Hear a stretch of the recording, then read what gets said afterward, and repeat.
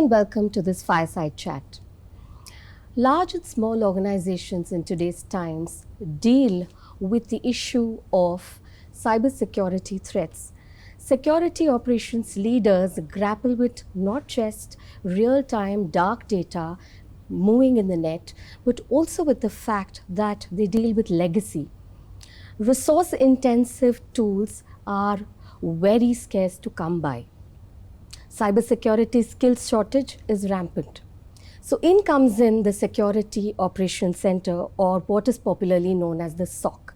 The SOC is a centralized pool which has a dedicated team of experts who not only look at data real time, but are also able to proactively warn the organization of cybersecurity threats at large. But what are the best practices that go into making the best-in-class cybersecurity operations center or the modern SOC? To give us more insights into what goes into the SOC, we have with us two experts who will share their experiences on what it takes to be the best-in-class SOC. So I extend a welcome to Sandeep Variam, who's the cybersecurity advisor at Palo Alto Networks. And also with us is Shweta Shirsagar, who is the head of cyber defense at Myntra. Welcome to both of you. Thank you for joining us for this fireside chat. Thank you very much. Thank you. Very good morning. So let me begin with asking you a question, Shweta. Thank you for joining us. So as a cybersecurity leader who had such a wide practice back in upwardly mobile organization such as Myntra, what would you say through the SOC lens would be your advice to organizations to be more proactive and practical while detecting and kind of dealing with cybersecurity threats? And what would be some of the things, the tricks, hits and misses that you think organizations should be wary of? So let me start with defining what is SOC and what it is not. So to give you an analogy, we all know the airport security at all the international airports. So what they basically do is, out of so many passengers that travel in and out of the country and the international airports, their job is to nab those 2 or 3 passengers out of thousands or even millions who may be involved in activities like drug trafficking, human trafficking, animal trafficking, or even getting into the country illegally. So that is the checkpoint where they nab such passengers, and the objective is to avoid risks that these passengers pose to the country. So similarly, SOC has a very similar role in the organization. They are the first line of defense.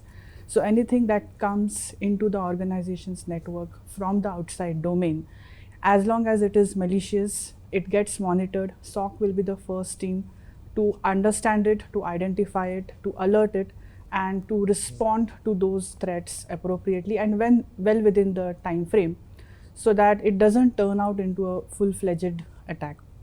For example, if you want to be, like you said, we want to be proactive in detecting threats, or we want to have our SOC modernized. So what goes into all that? So I will divide it into, let's say, 5 or 6 points at a very high level.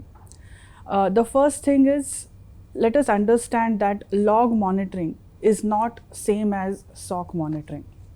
So we should understand what gets ingested into SIM.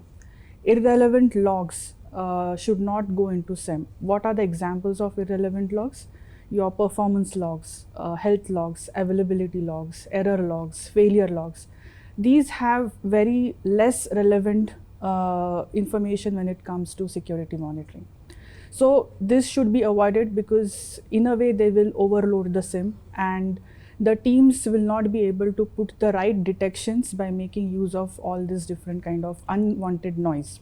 Okay. So basically divide the events into whether they are bringing the security relevance or not. If they are not, avoid them. And second is whether they are bringing in the relevant context to do the correlation on top of the events that you are ingesting. So once you have ingested the relevant logs, the next part comes is getting the visibility. So visibility in SOC is very important, and the only way to get that visibility is ingesting all the possible security relevant events from the entire infrastructure. It could be from on-premise devices, it could be from cloud, it could be from services, anything and everything that is able to log a security event. We should enable security logging on such infrastructure and ingest that into SIM. The next part comes is having the understanding of the network infrastructure itself. So what I have seen is typically SOC teams have lesser visibility into how the network is architected. So they miss out on how the data is flowing, how the traffic is flowing within the network and as well as from outside the network to inside. So that visibility is very important. Where this is important is if there is an incident or if there is an alert that requires an in-depth analysis, they will, if they don't understand the traffic flow, data flow, they will have a lot of time going into that particular analysis, and the impact you will see is on the time that is taken to resolve those incidents, to do the mitigations. So your mean time to detect, mean time to respond drastically increases. So having the network understanding, architecture understanding is very important for the SOC. The third point is around building the detections itself. Now you can enable out of the box rules which a lot of SIM today have, and on top of it you will also have to build custom detections. Just to give you an example, if your organization, let's say, is a organization which doesn't work 24/7, you do not operate out of the country, you are operating within the country, then in that case it makes sense for us to put detections in such a way that there is a sudden spike over a weekend for a certain set of users from login events point of view. Then it makes sense to put those detections in place because that is an anomalous behavior. Similarly, if you are not operating from outside the country, but you are seeing logins coming from outside the country, the IP address geolocation is outside the country, it makes sense to investigate why this behavior is seen in the environment. So for that, you will ingest the login events coming from, let's say, email, VPN, your VDI if it is accessible over the internet, and even the remote access tools which are used by the IT to provide remote support. And we have seen in the various attacks that have happened, these are some of the entry points which attackers have many times targeted and misused. Even MFA is not a 100% secure mechanism like these days, because they are coming up with very innovative ways to break the MFA and compromise the users and get into the environment. So building detections which are relevant to your environment, apart from the out of the box rules, is critical.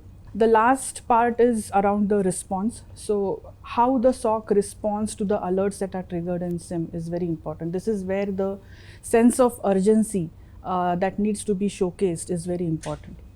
And when you are responding to the incidents, right, you need to analyze in detail why certain things have happened, and if there are repeated alerts of same nature that happen, we need to analyze all the alerts of those category and come up with the root cause analysis why this is happening in the environment.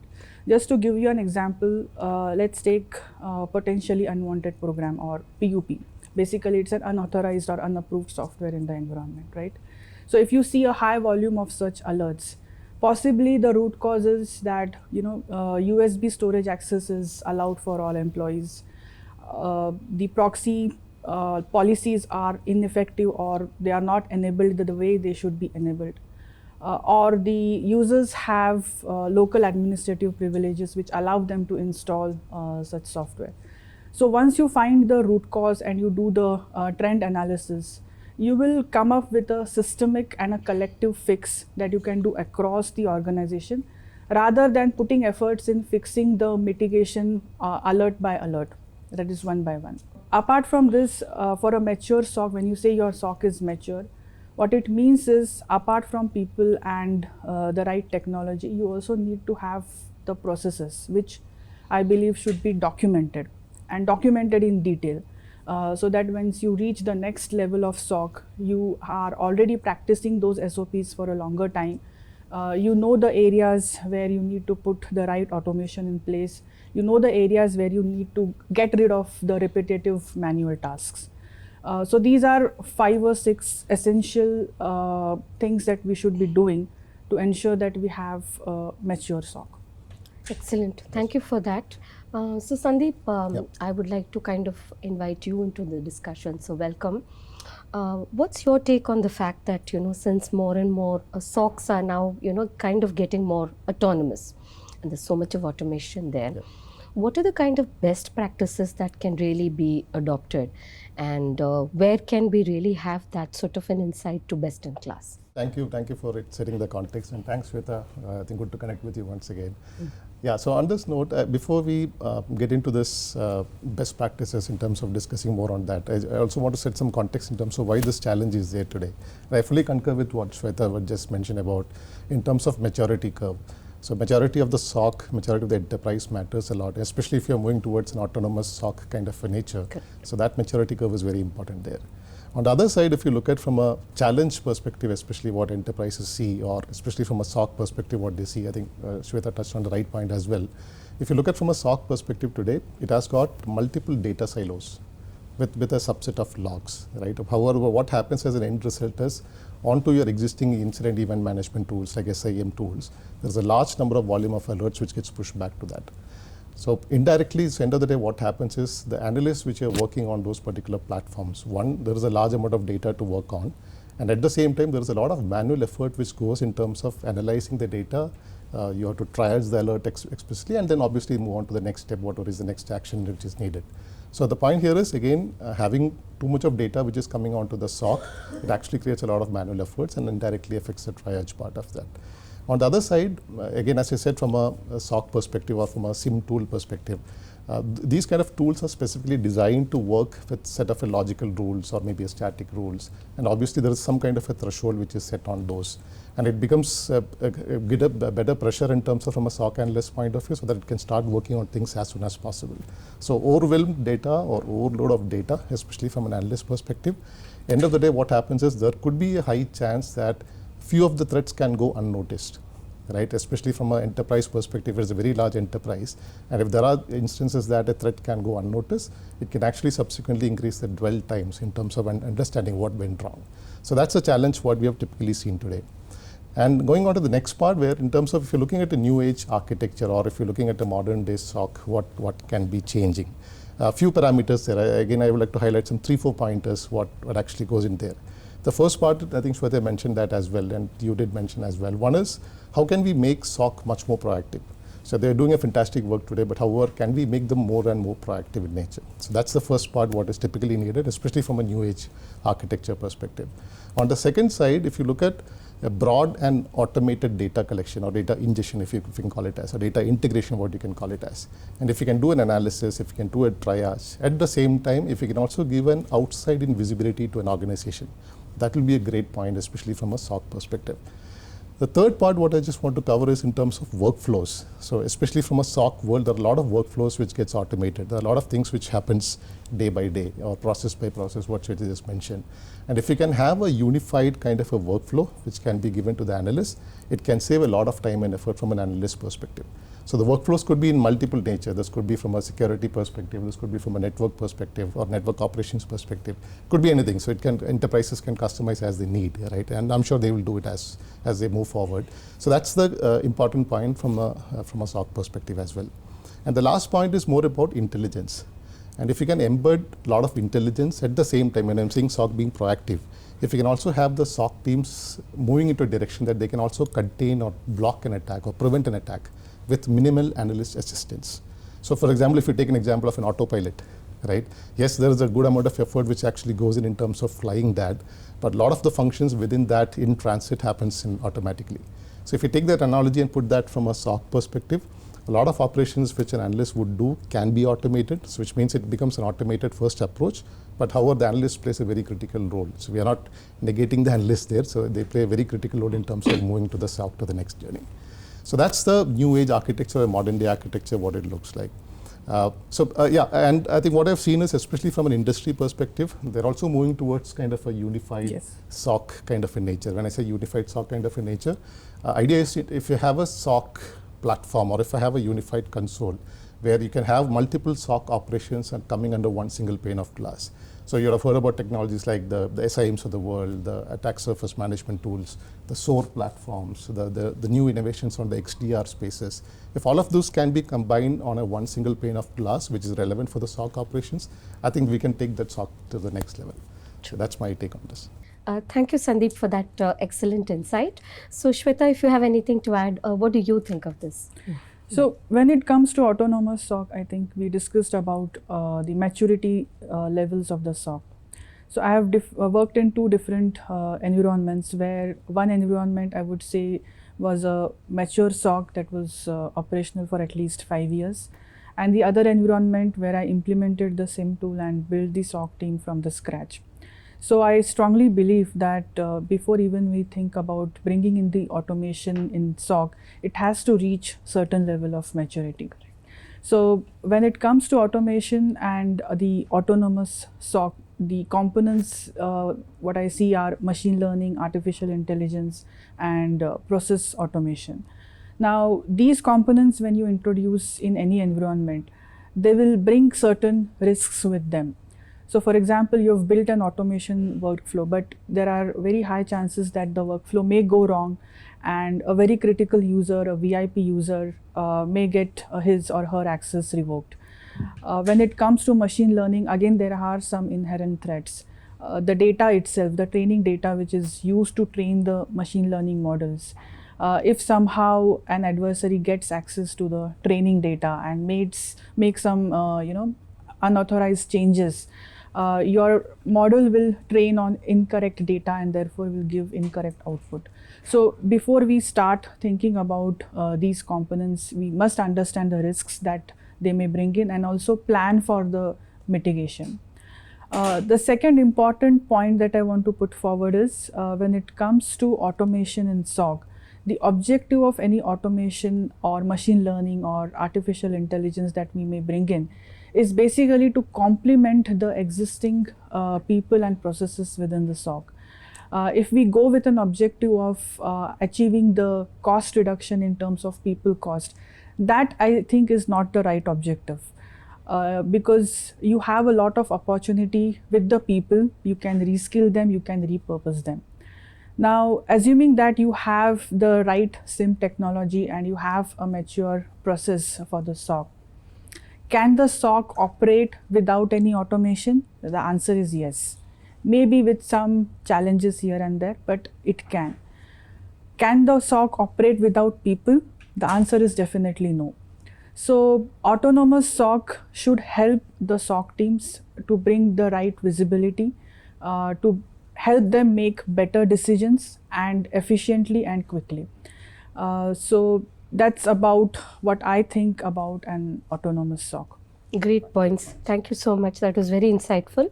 Sandeep, moving to you, how do you really view the role of analytics in threat intelligence? Your views on this? Sure. I think great question, and it's much relevant, especially in today's world. Especially if you look at in the last 3 years how the companies have transformed, right? If you look at how the company have gone digital, the applications have moved towards cloud. It's like a hybrid cloud infrastructures, hybrid workforce infrastructures. So for every enterprise, the current challenges, what they typically face is on the attack surface part. It's very large now, what it used to be like 3 or 4 years back, compared to what we have, the attack surface is very, very large. So that's one critical aspects of it.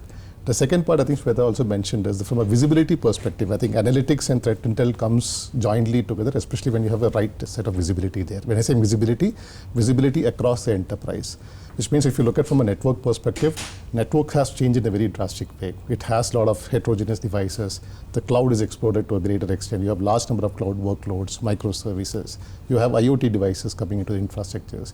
You have your crown jewels, which is your server farms, your users. So all of those components becomes a part of a core enterprise. So if you have a visibility, or let's say if you can put it in this way, if you can actually collect a large number of high quality data, from these points what I just spoke about. And if as an outcome of that, if you can also create a high fidelity AI kind of a model, which means it has to be highly accurate in nature, which can feed back to the SOC team, I think that's where the crux is, right? I think that's where the most important part is. So visibility across enterprises from the data gathering, data collection, data digestion, whatever we call it as, right? So that's very important from a SOC world. So that's where analytics plays a very critical role. Now, on the other side, if you look at every attack, what we have seen over the period of time, it doesn't happen like a one-on-one. It happens in multiple stages, right? It may start with a user, it may come back or finish on a cloud side of it.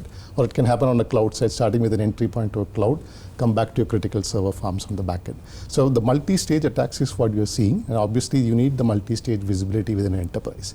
I think that's where the SOC gets the right amount of context. So that's the most critical part. The other part, what I also want to add here is, if you look at from an intelligence perspective, if you have a native threat intelligence, which means end of the day, what the SOC need is, who is the adversary which is coming into the organization? What are the typical behaviors, what they do within an enterprise? We call it as TTPs, right? Tools, techniques, procedures, what they do within an enterprise or within an environment. So if you get the right kind of context with that, and at the same time, if you can also attribute that to the threat vector, right? What is the threat actor, saying that, okay, this is the person who has come in, this is the intelligence on that particular information, and it actually becomes SOC to the next level. It takes the SOC to the next level. So you have visibility at every critical data points what we speak about. You can analyze the data, you can collect the data, triage the data, digest the data. Once you have that information, the intelligence give you an add-on layer. It's like a icing on the cake, right? So that's where the additional intel what comes in for an enterprise. So that's my take on that. And one additional point which I want to share is, if you look at from a compliance perspective, I think that is also becoming stronger. Every enterprise have a different set of compliance standards, and especially in India segments, you can see the cert which is coming in. That is also giving strong compliance now. And there is a mandate for every companies, especially within the India government team, or from an India organization point of view, that you need to respond back in X amount of time, let's say 6 hours, right? So where do we get this data from? And if you go back from an analyst world and then started doing a manual triaging, or a lot of work which goes into from a triage perspective, that time duration can get extended as well. So this becomes where the analytics and the threat intel comes into play. So a lot of data collections, what you have, use that at the best. So that's what the SOC would need. Sure, great. Yeah. I'll move this to you, Shweta. So how does one marry analytics vis-a-vis threat intelligence? So when it comes to analytics, I think, Sandeep, you covered most of the things. Yeah. But let me just say that analytics, when you want to bring into SOC, you can start with baby steps. There is a lot that you can do with Microsoft Excel, rather than bringing a full-fledged analytics tool and then you wonder what to do with it. So start with some baby steps, get some data in Excel, try to build some basic dashboards using pivots. And I have seen SOC teams not using pivots to the maximum. Although there are limitations of Excel in terms of the manual entry that you have to do, or you have to have the limitations because of the number of rows or columns that Excel can process. But I think pivot is a good start. It can give you a view of how you want the dashboards to look at, what kind of data you want to be part of the dashboards or the trend analysis that you can expect from any analytical tool. So definitely that's a plus point. And when it comes to the threat intelligence, so threat intelligence, when you get from external sources, such as threat intelligence services or threat intelligence platforms, what you get is the external visibility. It's very important for the SOC to spend some time on the threat intelligence and make it, relevant to the organization. Because there are many attack groups, many TTPs, which may or may not apply directly to your organization. For example, now this holiday season is coming in. So you need to have that situational awareness that there is some attack group which is kind of targeting, let's say, a consumer industry. So all the consumer industry typically go on their end of year sale events. So how do you identify those adversaries in your environment? That is something which the threat intelligence will help you. And then you take those tactics, techniques and sub-techniques, convert it into detection rules, And when you do that, very important to map these detection rules to the MITRE attack framework, because like he spoke about the multi-stage attack. So in the multi-stage attack, if at the initial access level itself, if you're able to identify those events, then you are well in control of the attack itself, and you will be able to successfully prevent it at a very early stage.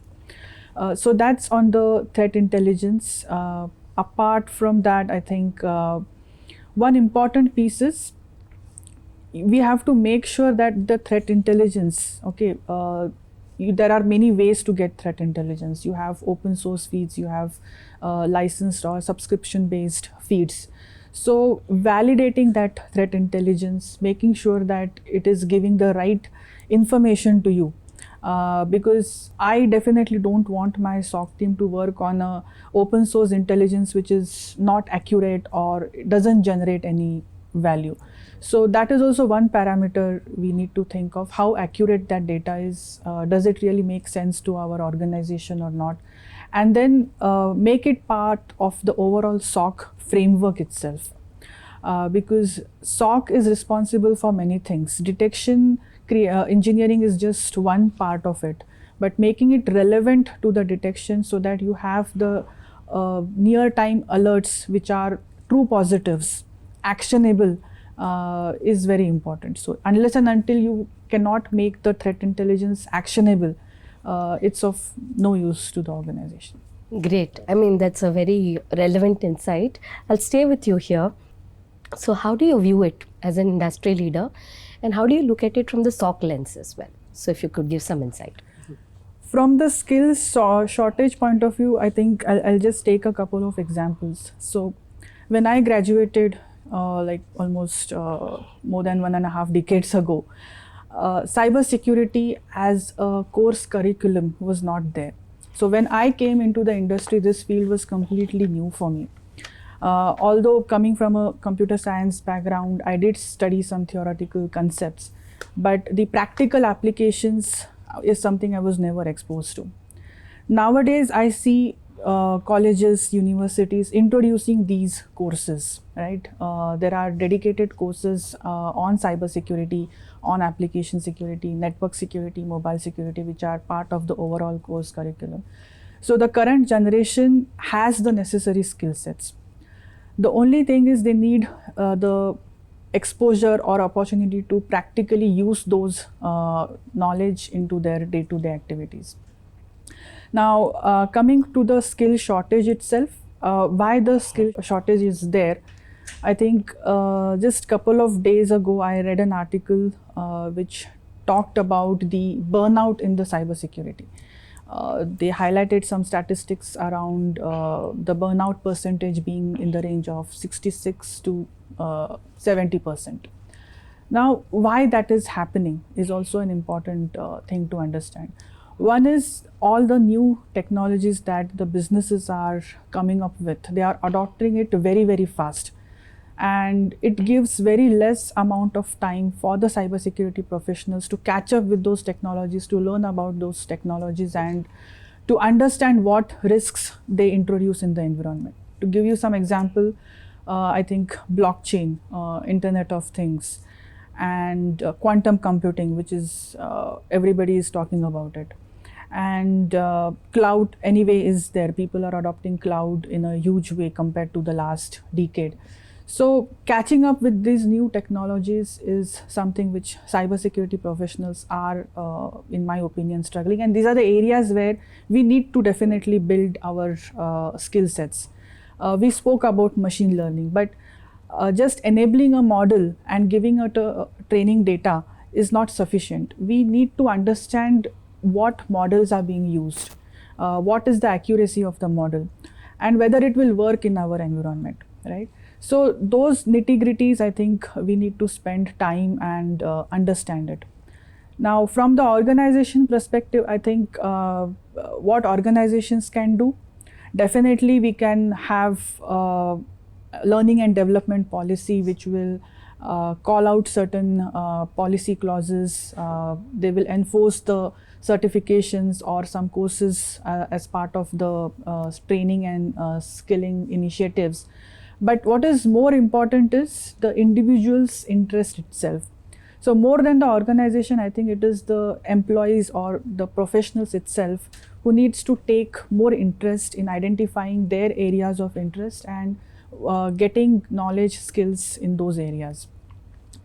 You can get all the reimbursements from the organization based on the L&D policy, but that is so much an organization can do.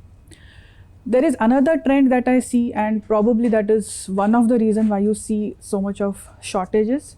The newer generation that is getting into the industry, they are hopping jobs like every 6 months, 1 year. So to gain skills in a certain area, you definitely need to spend at least 2 to 3 years of time so that you know that you have mastered that area to a certain extent. But if you keep on hopping every 6 months or 1 year, from organization to organization, you will be put in different areas. So at the end of the day, you will be something like, master of all trades, but what is it called? Jack of all trades, but master of none. So being an SME is more important, these days, rather than just being a generalist, in my opinion. The other thing when it comes to skilling is that, like I said earlier, the airport security example. While we may have all the necessary, foundational knowledge, what happens is we also have to develop something called as assumed breach thought process or a mindset. Okay. So today, if you go into any SOC and you ask them, what is this alert about? They will just say, oh, this is a false positive. Oh, this is a true positive. We know how to act upon it. But are you working from an assumed breach thought process point of view? Are you working that, okay, this could be an indicator of a potential attack? Because if you work from that thought process, it will bring out the sense of urgency that I spoke about earlier. So that is also something we need to focus on. Now, how can you develop this? For this, you don't need a technical skilling. My recommendation would be watch Airport Security Program. It's a program on National Geographic. Watch Air Crash Investigation. That is another program. Watch Locked Up Abroad. That is another program which comes on National Geographic. And if you are into too much of action movies, watch the Jason Bourne movie series. Excellent. So these are some of the areas where you will not get from technical skilling, but you have to develop it in some other manner. The reason is, at the end of the day, irrespective of which attacker group it is, which adversary it is a human behind everything. Okay, everything doesn't happen just automatically. So it's a human being who is bringing machine learning, artificial intelligence, and new ways of even attacking the organization. So understanding of that human psychology is also very important in the entire process. Thank you, Shweta. That was great insights. I think what you were trying to imply was the fact that it's more about taking a proactive approach apart from technical skilling. So these are things that, technical skilling don't necessarily give us. So on that note, Sandeep, if you could share some closing thoughts around this. Sure. I think we spoke about at length in terms of what happens in the modern day SOC. But I think what most important here is, especially what you hear from leaderships across customer organization, is we also want to move towards a zero trust kind of an enterprise. So that's kind of a framework what they want, and it's been typically approved directly at the board level itself, and that actually percolates down all the way. So zero trust from an enterprise perspective is very critical. That's where the transition which is currently happening, and SOC plays a very critical role in terms of doing that or taking that zero trust enterprise. And all those factors what we spoke about matters a lot. So one, this could be from a skills point of view, this could be from an enhancement of the skill point of view, this could be from an analytics perspective, what you're doing within a SOC. We are doing could be in terms of from a threat intelligence, what we are doing in terms from a SOC perspective. What is the maturity curve what we have inside a SOC? All those parameters plays a very critical role there. And I think that's the end objective what I think most of the customers what today in the modern day world wants to move to. And that's where the journey what I'm speaking about. And yes, if you also modernize on top of it, for example, let's say if you're also looking from a skills perspective, if you have more and more intel which is coming there, and if you can add value, and at the same time, if you can also do a lot of automations as much as possible, right? I'm not saying analysts move to the next level. We are actually taking the analysts to the next higher level so that we can do a lot of day-to-day objectives, day-to-day works, what is needed within an enterprise in a much more automated fashion. I gave an example of an autopilot initially. So that actually holds true within a large enterprise as well. So my closing note would be yes, zero trust could be the way to go. That is the way to go. And SOC would play a very critical role in terms of achieving that zero trust enterprise. And we have a much more proactive SOC in hand right now. Great, great insights. Thank you. Shweta, anything to add here? Just a little bit on the zero trust. So what I think is zero trust is not something very new in the industry. It was there, and I could see those components of zero trust right from when I started career in information security domain. The basic principles are least privileges, okay, and the only additional thing that comes now is trust but verify. Okay, and trust at every level. Okay, cool. So earlier from the implementation point of view, we would trust anything and everything as long as it is validated once. But what zero trust talks about is trust, verify at every stage.